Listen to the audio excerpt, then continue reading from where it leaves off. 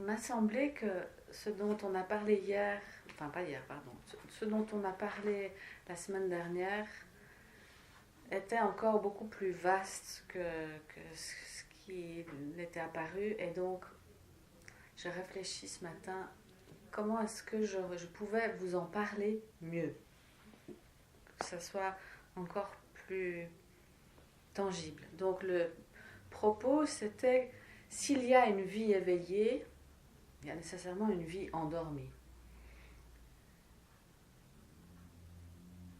Et cette vie endormie, c'est ça que parfois dans certaines traditions on appelle l'état de rêve. Et la dernière fois on a évoqué le fait que c'était en lien avec des croyances ou des illusions qu'on aurait. Mais c'est encore plus que cela. En fait, cet état de rêve, c'est la trame même de notre condition sur Terre. La première chose qu'on peut dire, c'est, si je vous pose la question, quelle est la différence entre ce que vous avez rêvé la nuit passée et ce que vous avez fait hier? Quelle est la différence? Où c'est ce que vous avez fait hier? Vous avez vu des gens, vous avez travaillé, vous avez passé des coups de fil, c'est où? C'est plus là. Ce que vous avez vécu dans le rêve, ce que vous avez fait, les gens que vous avez rencontrés dans votre rêve, c'est où? C'est plus là. Donc il y a une sorte de grande prise de conscience existentielle à réaliser que les journées que nous trouvons si importantes, nous investissons cette réalité, on prend tout très au sérieux, on absolutise beaucoup tout ce qui nous arrive, et chaque événement qui vous arrive, à peine il s'est produit, il bascule uniquement dans le souvenir. Si vous n'aviez plus de mémoire, ça ne se serait pas passé. Donc, le passé existe uniquement dans la mémoire. Éventuellement, il peut y avoir un acte qu'on a posé qui porte des fruits aujourd'hui, mais l'événement en soi, il n'est plus là. Donc, on se déplace sur une sorte de ligne de temps imaginaire, avec le futur devant et le passé derrière, et c'est comme si la vie met en lumière, comme avec un spot, on met en lumière ce qu'on appelle l'instant présent, et cet instant présent ne cesse de se déplacer, et dès que l'instant présent s'est déplacé, ce qui était tellement réel il y a encore 1 heure n'existe déjà plus. Ça a basculé dans une forme de néant. Ça existe uniquement dans ma mémoire. Qu'en est-il du rêve? Le rêve, quand vous rêvez, vous êtes intensément convaincu de la réalité du rêve, sauf si vous pouvez faire des rêves lucides. Et il nous arrive toutes sortes de choses et on peut avoir de grandes joies, de grandes peines, de grandes peurs. Puis on se réveille le matin, c'était juste un rêve. Ça n'existe plus.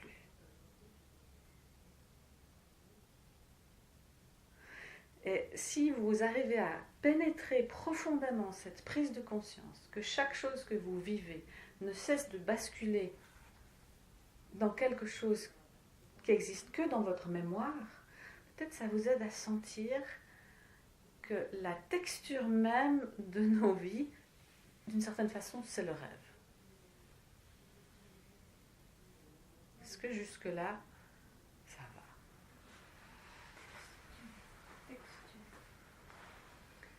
C'est-à-dire que chaque instant, là maintenant on est en train de se parler, ça paraît tellement réel, mais dans 1 heure et demie, ça sera seulement un souvenir. Sans le souvenir, ça n'existe plus. Ça signifie que toutes nos vies se basent énormément sur le passé, et donc ça veut dire que ça se base sur quelque chose qui est quasiment inexistant d'une certaine façon. Mais je continue un peu, et puis peut-être toute cette évocation va prendre sens. Ça fait partie de ces sujets qu'on ne peut pas vraiment saisir par la pensée, comme le thème du silence. Ça fait partie de ces thèmes qu'il faut écouter de façon existentielle avec votre âme, avec votre essence. Donc ça signifie qu'il y a un déplacement dans le maintenant. Je me déplace dans le maintenant. C'est tout le temps maintenant, mais que les autres maintenant s'évanouissent au fur et à mesure. Il y a un phénomène d'évanouissement permanent de la vie. Déjà, si on se prenait un peu au sérieux, c'est un peu un antidote à ça. Mais c'est factuel, non? Notre vie est en train de s'évanouir en permanence, pour que quelque chose d'autre, bien sûr, puisse apparaître en permanence. Et ce qu'on appelle l'état de rêve, c'est quand on croit à ce contenu. On croit que ce qui se passe dans ce petit spot lumineux du maintenant, c'est ça qui est réel. Et étant donné que tout ce qui est dit, tout ce qui est fait, tout ce qui est pensé, l'instant d'après est évanoui, comme tout est en voie d'estompement, tout est en train de s'estomper en permanence, ça veut dire que tout est en train de mourir en permanence.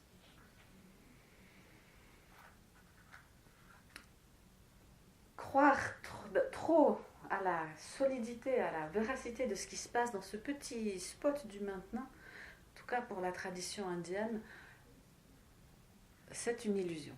Mais on n'est pas en train de dire que ça n'existe pas. Bien sûr que le sol est là, vous êtes là, tout existe. Mais comme tout est en voie d'estompement, si on veut chercher ce que c'est que cette vie éveillée, cette réalité profonde, juste se fier à ce qui se passe dans un petit moment du temps, ça paraît dérisoire. Donc il nous faut partir à la recherche de quelque chose de plus durable et de plus stable. Et c'est pour cela que particulièrement l'Advaita Vedanta considère que ce qui est réel, c'est ce qui dure, c'est ce qui est éternel. Et dans ce petit spot de l'instant présent qui n'arrête pas de se déplacer, votre maintenant qui se modifie pendant que les autres maintenant disparaissent, il y a quelque chose qui est toujours présent. C'est ça que vous devez trouver. Une fois que vous trouvez ça, ça modifiera considérablement votre perception. Je ne vais pas donner toutes les réponses tout de suite comme ça, pas croire. Vous cherchez un petit peu. Je repose ma question. Il y a quelque chose qui est toujours présent. Même quand les événements s'arrêtent, les êtres naissent ou meurent, les situations changent, mais il y a un fil rouge, il y a quelque chose qui est toujours là et qui est éternel. Et ça, c'est la vraie réalité. Et réaliser ça, c'est précisément être dans cette vie éveillée.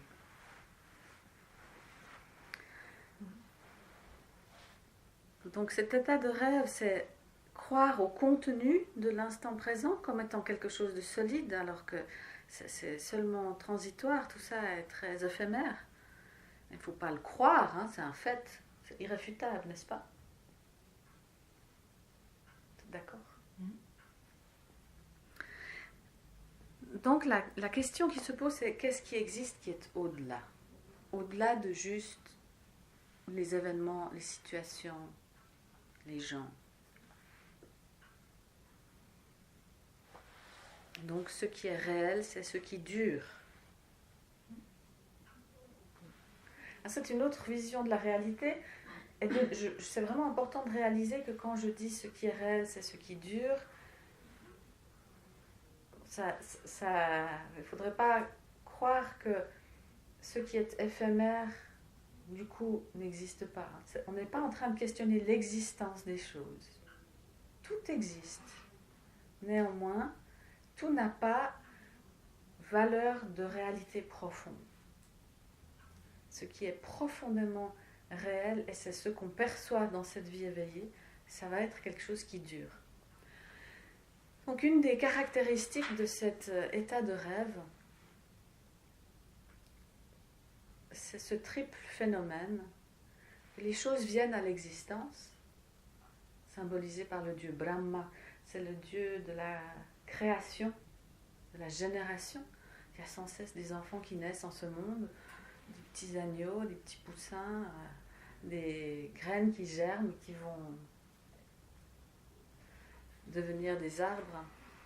Il y a même des étoiles en formation. Il y a des nouvelles planètes, de nouvelles galaxies.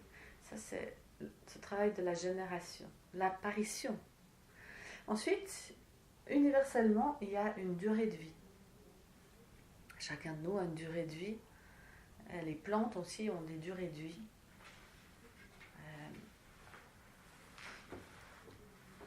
J'avais un abricotier dans mon jardin pendant des années. Des années et des années. Je pense que c'était mon grand-père qui avait dû le planter là. Il me paraissait éternel. Et chaque été, il y avait ces abricots extraordinaires. C'est comme le coup de l'éternuement. Manger un abricot pareil, ça nous met tout de suite dans un état de ressources. Et ça nous ramène à l'essentiel. C'était donc une expérience très intense de manger ces bons abricots qui avaient mûri au soleil, puis on les cueille, puis on croque dedans. Et voilà qu'un jour, il n'a plus fait de fruits. Et l'année suivante, il était mort. L'abricotier, lui aussi, il avait sa durée de vie. Les rochers ont leur durée de vie, ils s'érodent, et finalement, ils vont devenir juste de la poussière, même si ça prend des millions d'années. Mais en attendant, il y a des durées de vie. Ça, c'est le principe du maintien. Dans la tradition indienne, ça s'appelle Vishnu. Et dans notre corps, c'est aussi un processus permanent, étant donné que vous avez sans cesse des nouvelles cellules. Ça dépend des organes. Il y a des cellules qui se régénèrent en une journée et d'autres, ça va être quelques jours ou quelques semaines, mais tout votre corps, très régulièrement, est complètement renouvelé avec des nouvelles cellules. Vous n'avez pas les mêmes cellules dans votre corps qu'il y a 20 ans. Toutes les cellules, entre-temps, ont été changées. Ça, c'est ce principe de la naissance. Ensuite, dans le corps, on a le principe de l'homéostasie, qui est le fait de sans cesse vous maintenir en équilibre. Même si vous avez pris un toxique, ou que vous êtes tombé malade, le corps va sans cesse chercher à se réparer, à maintenir l'équilibre. Et c'est quelque chose qu'on voit partout à l'œuvre sur la planète, avec tous les écosystèmes. Il y a ce principe de la vie même, maintenir la vie. Homéostasie. Ensuite, il y a le troisième principe qui est le fait que les choses cessent. Tout cesse. Tout passe, tout meurt. Comme mon abricotier, comme vous et moi, comme tous ces gens qu'on a connus et qui sont déjà plus de ce monde. Il y a ce passage permanent de l'autre côté. Il y a la naissance à un bout, il y a la mort de l'autre côté. Et dans le corps, c'est essentiel. Il y a aussi besoin qu'il y ait des cellules qui meurent, qui disparaissent, justement pour que les nouvelles puissent venir. Donc on ne peut pas dissocier l'un et l'autre. Même les trois, on ne peut pas les dissocier. Pour que la vie se maintienne, il faut qu'il y ait chaque fois cet équilibre entre la naissance et la mort, que ce soit à l'échelle de la planète, par rapport au nombre d'êtres vivants qui sont là. Les gens meurent, ça donne la possibilité à d'autres êtres de venir, de se développer, d'avoir leur durée de vie à leur tour. Et dans notre corps, c'est pareil. Pour qu'il y ait de nouveau ces nouvelles cellules, il faut nécessairement qu'il y ait des choses qui meurent. C'est le principe du lâcher-prise profond. Et quand ce n'est pas le cas dans le corps, s'il y a trop de génération et pas assez de lâcher-prise, ça crée ou des cancers, ou des maladies de peau comme le psoriasis, où tout d'un coup il y a trop de peau, il y a trop de cellules.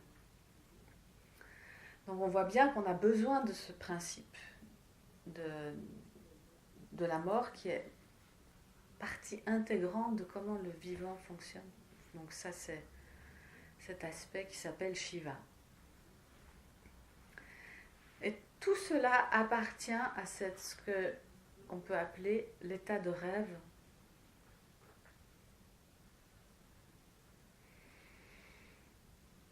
L'état de rêve est caractérisé par cette phénoménologie. Les choses apparaissent, durent, disparaissent. Mais néanmoins, dans ce que je viens de dire, il y a deux portes. Il y a la porte de la naissance où, ok, ça apparaît, mais ça vient d'où? C'était quand même déjà là avant.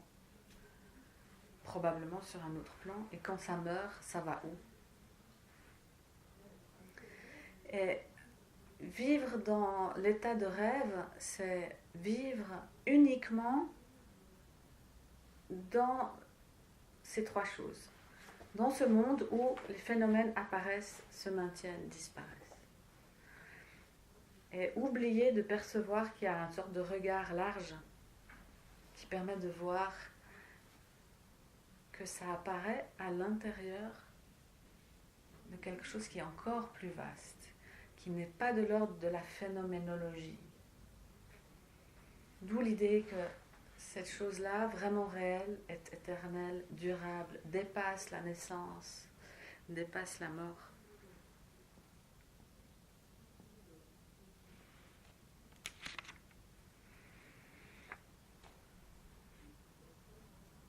Donc, l'idée, c'est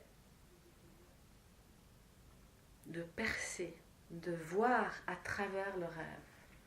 Quand on est seulement dans le rêve, on est confus, on est limité à nos représentations mentales, on est dans le brouillard, ou alors simplement, on est dans un brouillard métaphysique, on peut avoir l'impression d'être très clair, puis de mener sa vie, mais finalement on se prend très au sérieux, on se donne beaucoup d'importance à soi-même, on a l'impression que c'est nous qui faisons les choses, c'est le monde du moi dans mon histoire personnelle.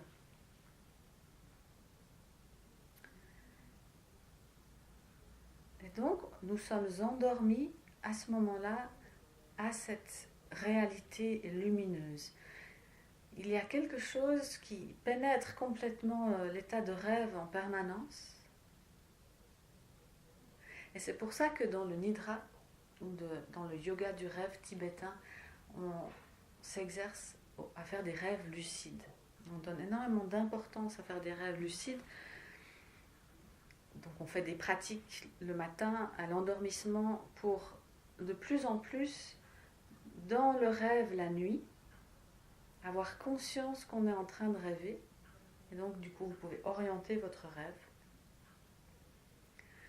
Et ça signifie qu'ensuite quand je me réveille le matin, je suis conscient que je suis passé d'un premier niveau de rêve, nocturne, à un deuxième niveau de rêve, diurne. Mais j'essaye de garder cette même conscience. Étant donné qu'on a dit que le maintenant se déplace et que le passé disparaît dans le néant, c'est aussi une forme de rêve. C'est finalement, si on le regarde de loin, aussi éphémère et aussi immatériel qu'un rêve. Donc je m'exerce au rêve lucide pour pouvoir être conscient dans ma vie éveillée de ce qui dépasse le rêve, de ce qui est encore au-delà du rêve. Et quand on pratique cela, d'abord, on en vient à découvrir qui est le rêveur. Tiens, ça c'est une deuxième question à laquelle il ne faut surtout pas répondre trop vite. Et des questions précieuses comme ça, c'est des programmes à retardement. Si vous mâchouillez bien les questions, ça a le potentiel de positivement vous sauter à la figure. Qui est le rêveur? Qui est en train de rêver cette vie là maintenant? Qui est en train de rêver la nuit? Et qui est en train de rêver le jour, croyant exactement comme dans un rêve que c'est la réalité? Mais peut-être en mourant, en passant sur un autre plan, je vais me dire, je me suis tapé un sacré rêve là dans cette incarnation. Donc vous voyez, il y a des sortes de strates de rêves. Et il y a des sortes de niveaux d'illusion. Donc quand on parlait de l'état de rêve la dernière fois en parlant de l'illusion, il ne faut pas comprendre l'illusion comme étant quelque chose de négatif, enfermant, limitant. Quand on parle de l'illusion, c'est juste un niveau de voile. Il y a plein de niveaux de voile. Quand vous dormez la nuit et que vous croyez à votre propre rêve, il y a une sorte de léger voile, une information manquante. Dans votre vie ordinaire, c'est pareil. Quand on pense qu'on est très solide dans notre existence, qu'on se donne beaucoup d'importance à soi, il y a un voile. Ça ne veut pas dire que c'est tout faux. Ça veut dire qu'il y a un degré de vérité qui manque. Et qui fait qu'on est dans une vision un peu limitée.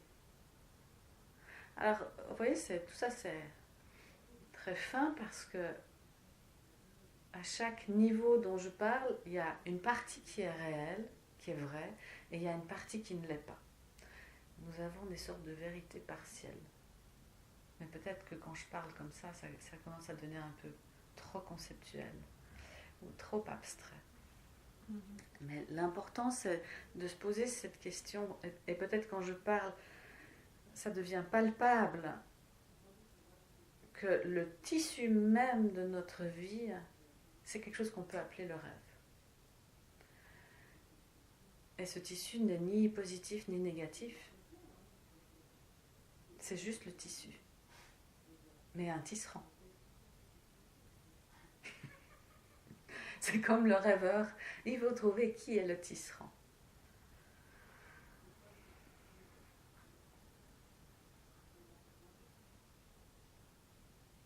Alors on s'exerce à avoir un regard aussi large que possible. Et même quand nos vies sont très comprimées, parce que, comme on disait tout à l'heure, il n'y a pas de silence, il n'y a peut-être pas de paix, il n'y a pas de tranquillité, on s'exerce à voir large. Et vous pouvez vous essayer à ça très concrètement, déjà juste avec votre regard, quand vous avez l'occasion sur votre balcon ou dans le train, où que ce soit. Essayez de voir la totalité de ce qui est là. Ou maintenant ici dans la pièce, au lieu de fixer une seule chose, voyez la totalité. Les tapis sur le sol, le mansardage, la lucarne, les couleurs des vêtements qui sont là. Et plus on va s'exercer concrètement avec le sens de la vue physique à voir large, plus ça va nous inviter dans notre vie à envisager ce qui se produit de façon large. Le fait qu'on se rendort, donc on sort de la vie éveillée, c'est quand tout d'un coup notre regard devient très petit et très focalisé, qu'on oublie tout le reste, on entre dans une vision limitée.